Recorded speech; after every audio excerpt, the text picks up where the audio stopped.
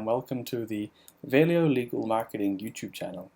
Today I actually wanted to introduce and do a bit of a review of one of my personal favorite pieces of SEO software, and that is Keysearch. So there's a ton of SEO software out there. There's big all-in-one platforms such as RFs or Ahrefs, however you want to say it, Moz, and then there's also platforms which are kind of a do-all, but they're on a smaller scale, such as like Ubersuggest. And then there's also SEO software, which is primarily focused on keywords. And as the name implies for Keysearch, that is kind of where Keysearch fits in.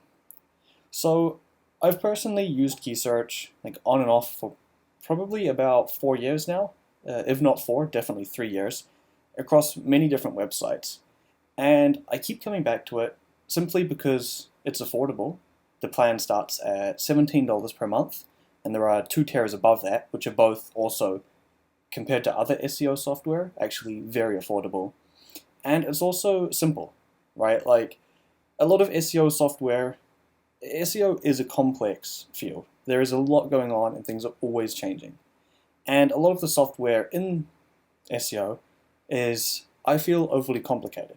While complexity does have a place, and you can get a lot of details from all of the data, I personally love how Keysearch keeps it kind of simple. Because when I'm doing keyword research, I don't want to be overwhelmed. I want to be able to quickly identify what keywords I should be targeting for an article and what my chances of actually ranking for that article are.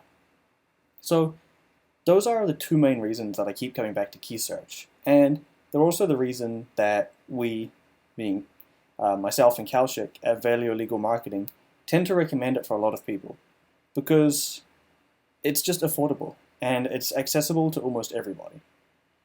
So before I go fully into this review, I just want to mention that we are a legal marketing company and we do marketing for law firms and lawyers. And as such, this video will be focused, as you can already see by the search here, on that niche, that topic for lawyers and law firms. However, all of the information discussed here is applicable to any niche. So no matter whether you are a blogger, a big business, a lawyer, not a lawyer, it doesn't matter. All of the information I talk about will be relevant for everybody. However, the examples that I use will be focused at law firms. So with that being said, I want to dive straight into this mini review of Keysearch and basically why we continue to recommend it and what it offers. I'm also going to be doing an accompanying video, which will be how to actually use Keysearch, right? While the platform is definitely more simple than a lot of SEO softwares out there, there are still a few caveats and it can be difficult to get the hang of it initially. So if you're on the website at the article, which we wrote about the Keysearch review, it will be in the article. And if you're watching this just on YouTube, then I highly recommend that you check out the article. If you're somebody who prefers a written format, there will be a link to that in the description. And if you are on the article, then just below this video, there will be another video linked, which will be a how-to. So with that being said, let's get started. I want to dive straight into the keyword research because that is by far the most important part of Keysearch, and it's also what it excels at. As an overall piece of SEO software for site audits and backlink opportunities, Keysearch definitely falls short. I would not recommend it for anybody looking for a full SEO suite. However, for keywords specifically, Keysearch is fantastic. So from the keyword research screen, you can search any keyword, any key phrase that you have.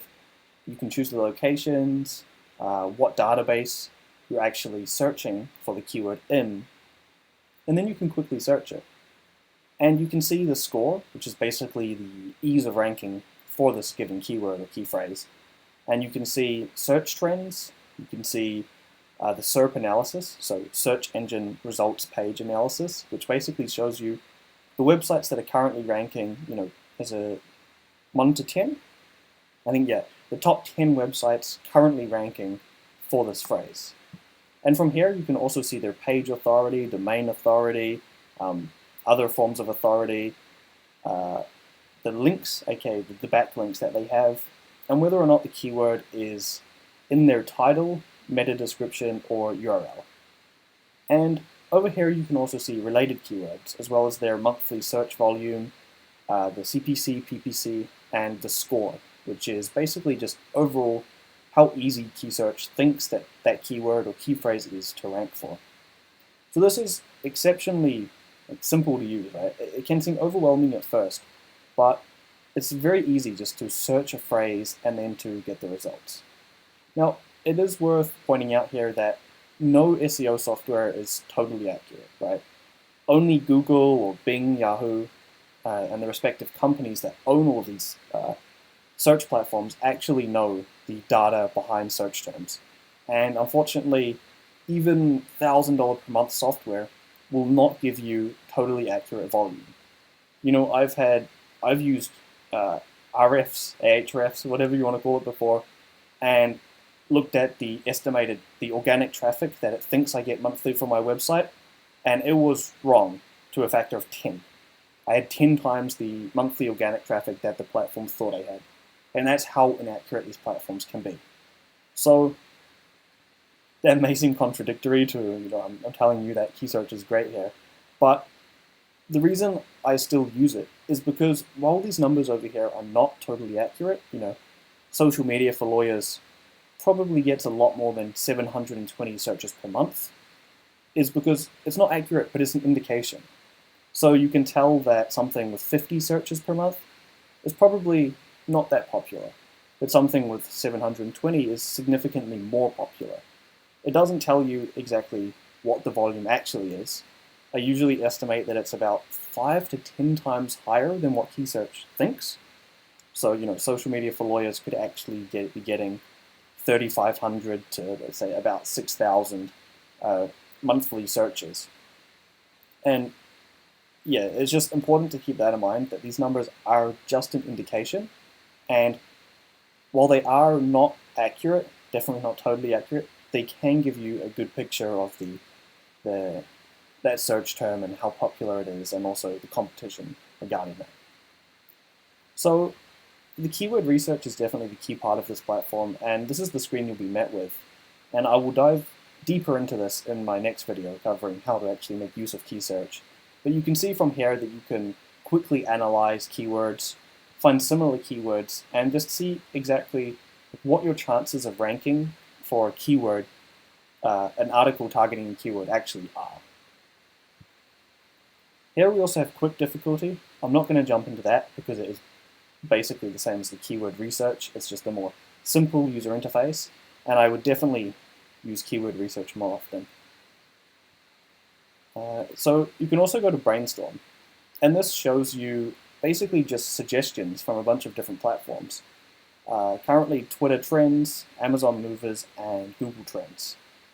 Generally, I don't use this too much as well because I prefer to go for evergreen content. However, if you do have a trend that or if you're looking for trends to write articles about, you can just type a related keyword here and it will suggest things. And this is particularly handy for news websites or websites that are trying to produce content that is more relevant to current trends, or less evergreen content, but potentially content that could be more viral. The second very cool tab is Explorer. And Explorer allows you to see a quick analysis of a website. So if I take one of my own websites, soulinspired.com, I can see the domain strength, and I can also, more importantly, see score to target. Now, if you remember, when I was at keyword research just before, let me open this in a new tab, every keyword had a score related to it, right? So social media for lawyers, the score is 22, which means that there's fairly low competition. My website, in Keysearch's eyes, has a power of about 37, which means that I should be targeting articles with a difficulty of 37 or under, or 36 or under. So looking here, this score here is only 22. So basically it's Keysearch trying to say that, hey, if you write a good article for this given keyword, you have a very good chance of ranking. And that's why this screen here under Explorer is particularly important. You can also see other things like backlinks, referring domains, the organic keywords that your website currently ranks for, and top competitors, and things like that. However, I tend to not use this within Keysearch as much because I do have other SEO software, and admittedly, I think there are other platforms that do this aspect better. On top of that, I also think that domain strength or domain authority, or whatever you want to call it, is honestly, it's a remnant of the past, and I think that SEOs and people should not be focusing on it anymore. I see too many people who are new to blogging who just focus so much on domain authority, domain strength, building that up. It's not a factor. If it is a factor, which Google has said it's not a factor, if it is a factor, it's a very minor one. And I think it's, I forget the exact term, but it's basically a last looked at thing, you know. It's if everything on two sites is equal, absolutely everything is equal between them, then the website with a higher domain strength may come out on top. But websites are never totally equal, and so I choose to not really care about domain strength. However, it's being able to quickly see your backlinks, view where the backlinks are coming from and what domains they're coming from, that is handy, and backlinks can definitely be beneficial. So yeah, you basically have a bit of an overview of your website here, and you can definitely use this to monitor your progress over time. Although I will cover progress over time a bit more once I get to the rank tracking tab. So yeah, the takeaway from the Explorer basically is to focus on this score to target. Again, it's not totally accurate because nothing in SEO is, and you can target scores that are higher than your own website, and sometimes you can rank for them.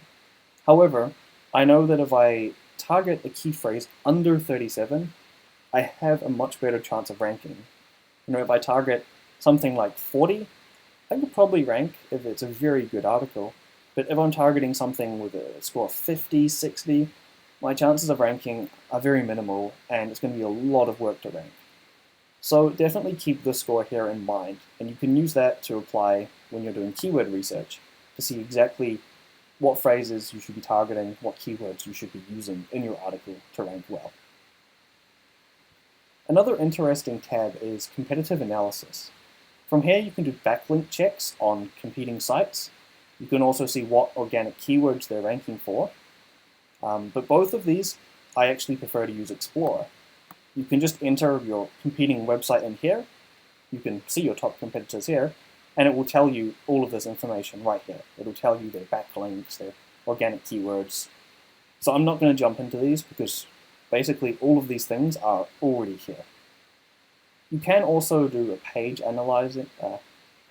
analysis, which gives you a bit of information about the page, like the Alexa rank, the estimated traffic, estimated ranking keywords, and you have a little bit of an SEO analysis here. However, again, it's not perfect, and if you're looking for an analysis piece of software, I would definitely look into some of the more complete SEO suites. So after that, we have YouTube research, and this actually functions very similarly to the keyword research, except that it applies specifically to YouTube. So if I just copy this keyword here across and do a search, now it will essentially do the same thing that the keyword tracker or keyword research tool is doing, except on YouTube. The screen is virtually the same as the keyword research screen. The only big difference is that instead of showing things like page authority, domain authority, etc., it shows the age of videos, the view count, and whether or not the title and description contain the keyword or key phrase. Everything else here is the same, and that means that it is extremely helpful for any law firm or lawyer who is using YouTube for organic client generation or lead generation. So this here also gives you a good indication of how easy it is to rank for a given keyword based on what other videos are already out there, how old they are, and how popular they are. You can also see the average advertising costs for CPC and PPC, which is incredibly helpful for judging whether or not a niche is potentially lucrative or if there's a big interest on the advertising side of things in that particular topic. You can also look at the difficulty, which is again basically the same. It just allows you to quickly look up a range of keywords to see the difficulty rather than going through them one by one. So the YouTube research tab is a bit of a bonus in Keysearch because I think most people using it will be using it for a blog or a website or basically anything hosted on a website, right? And most people will not be using it for YouTube.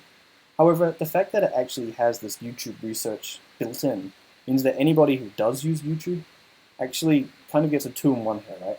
I think that the YouTube research is less useful than the keyword research because keywords and when it comes to blogging and SEO tends to be far more detailed and far harder to understand than YouTube's algorithm.